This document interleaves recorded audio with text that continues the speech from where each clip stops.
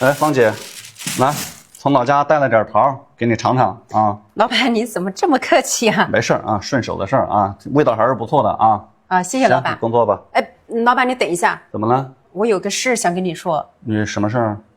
我想辞职。不是干得好好的，为什么要辞职啊？不是你这样吧，你来我办公室坐着说吧，好吧？行行。走吧。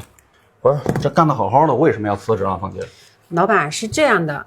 那前几年呢，我老公他在工地上做的也还挺好的，那一年的话收入也有20多万，是吧？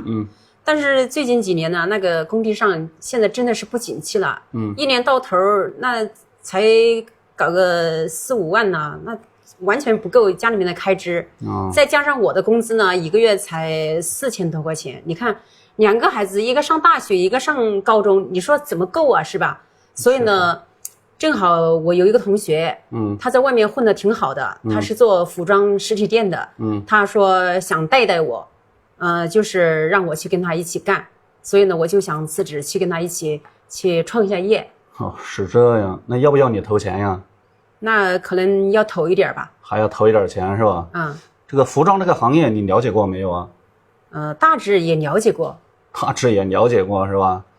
你服装这个行业怎么说呢？你要早20年前、30年前，是吧？线上冲击没这么厉害的时候，你确实是能挣到钱。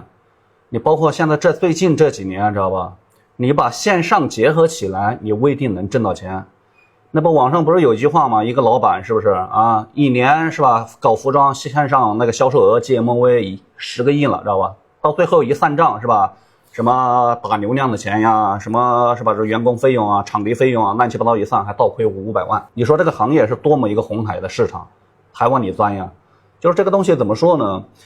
这几年呢，就是说这个大环境确实差点事儿啊。但是作为普通人，你如果没有很深的背景，在这个行业里面没有有很深的经验，或者对一个行业没有独特的这个见解，建议作为一个新人小白，不要轻易的去入局，知道吧？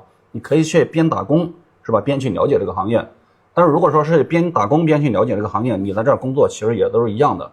你再加上是吧？现在的各个市场，就像你刚才说的，你老公一样，前10年前、20年前是吧？这个房地产市场确实也比较红火，对不对？